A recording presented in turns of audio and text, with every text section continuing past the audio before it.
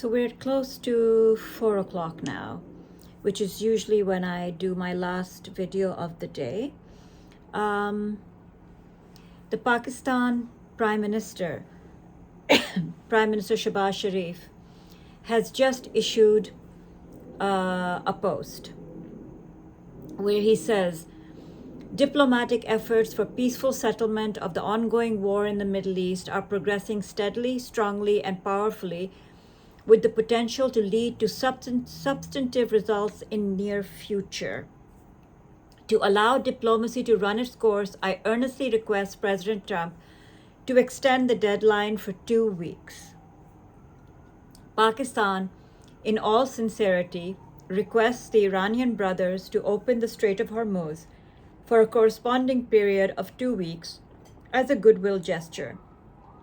We also urge all warring parties to observe a ceasefire everywhere for 2 weeks to allow diplomacy to achieve conclusive termination of war in the interests of long-term peace and stability in the region. And he tags Donald Trump, J.D. Vance, Rubio, Witkoff, SEC peace missions, Dr. Pezeshkian, MB Galibaf, and Aragchi. A little bit of context on the part of he's urging all warring parties to observe ceasefire everywhere. The Pakistanis have demonstrated extraordinarily sophisticated diplomacy in their actions and in their language. They have not said anything more than what they need to. They have remained tight-lipped when they have needed to. The foreign minister of Pakistan, though, has briefed the Senate of Pakistan today. And he has made it very clear that the US and Iran were engaged through Pakistan and possibly Turkey, engaged quite intensely in trying to find an off-ramp. But there was a spoiler in the middle, and that spoiler was Israel. And that as these intense conversations were going on, Israel struck Iran massively and made sure that no off-ramp was found. So while the Prime Minister of Pakistan is posting this message, Mr. Netanyahu has just posted a video where he's saying that Israel intends to intensify its attacks upon Iran and Iran's infrastructure. Before I go on, Pope Leo has stepped in, reacting quite strongly to Donald Trump's threats of civilizational erasure of Iran. And he's saying this is truly not acceptable. There are certainly questions of international law, but even more than this, a question of morality for the good of people. J.D. Vance professes to be a Catholic. So let's see how Pope Leo's words land upon these warmongers. So there you have it. The Prime Minister of Pakistan appealing for peace and saying, let the negotiations happen. We need 2 more weeks. We would like a ceasefire, and asking Iran to open the Strait of Hormuz. I take a little bit of issue with that because the Strait of Hormuz is open except for Americans and Israelis and those aligned with them. Otherwise, as the Iranians keep saying, we are open except for these people. So I don't know what the Prime Minister really means. He means go back to status quo ante, February 27th. Maybe that's what he means. So this is happening about 5 minutes before the market is closing, but it seems to have had no effect on the market, which has definitely not fallen dramatically, but has kind of teetered because the market has no idea which way things are going. So it's not completely crashing, it's not completely buoyed. That is what is happening at the moment. Iranian citizens are forming a human chain to protect their infrastructure sites. They're forming human chains on one of the most ancient bridge.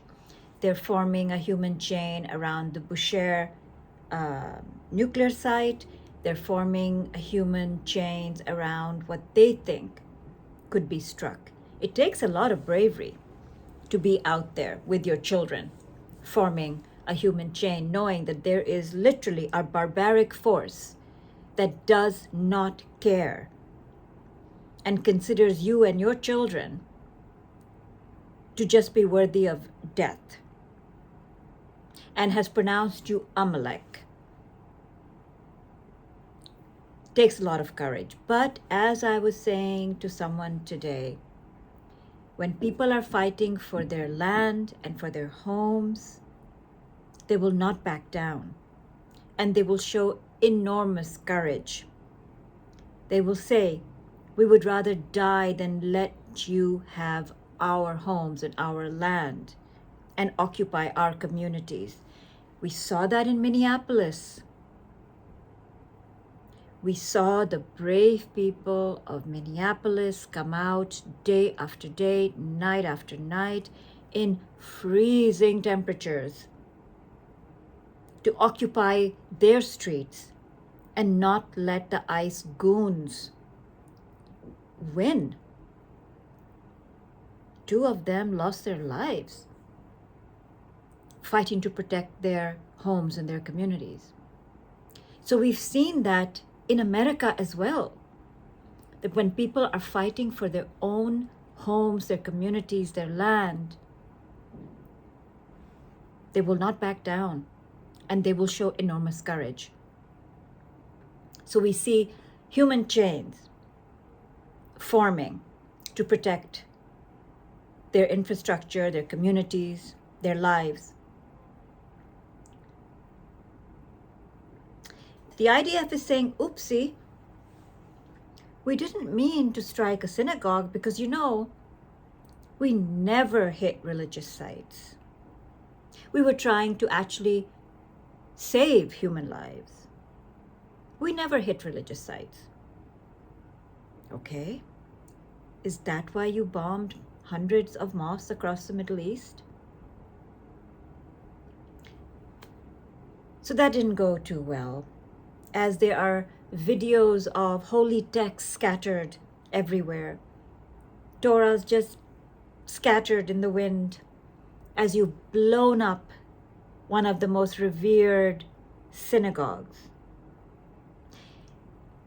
I don't think Netanyahu wanted to bring attention to the fact that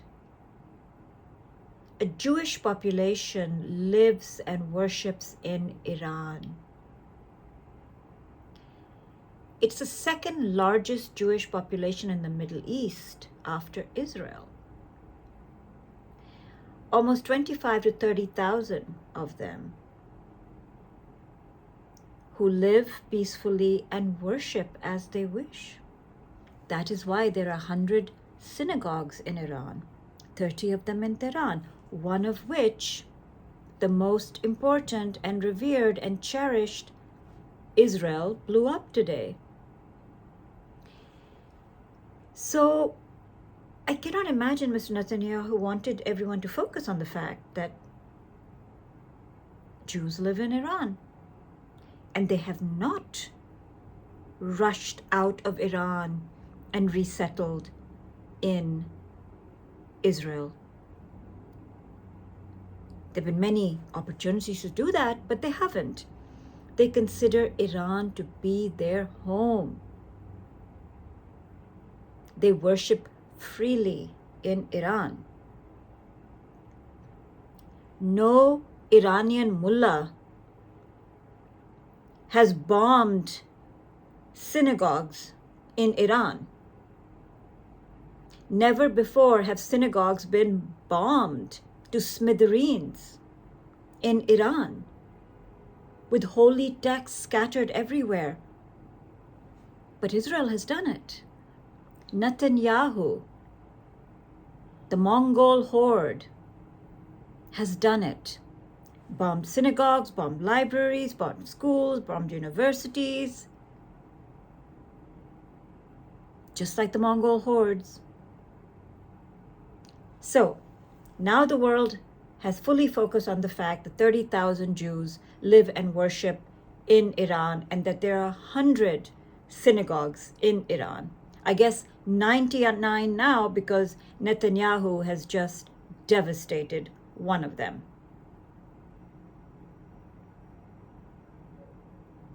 So here we are,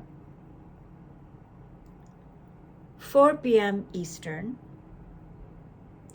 The Prime Minister of Pakistan is pleading for a ceasefire for another 2 weeks, pleading with all sides to silence the guns and the bombs.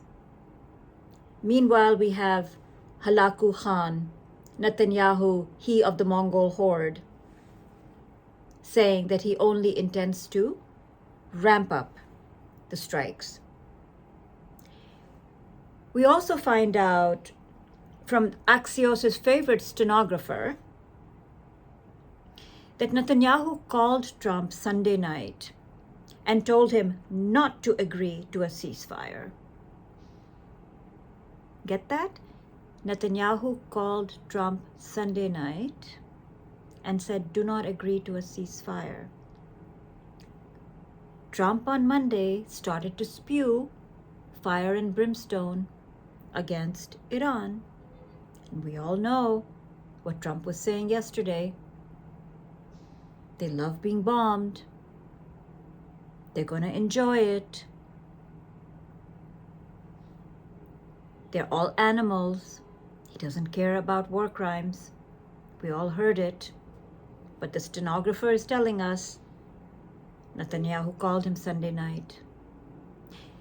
So what do we predict will happen tonight? Do we think Netanyahu will be calling Trump tonight and encouraging him to erase Iran's civilization? I'm going to bet he's going to try.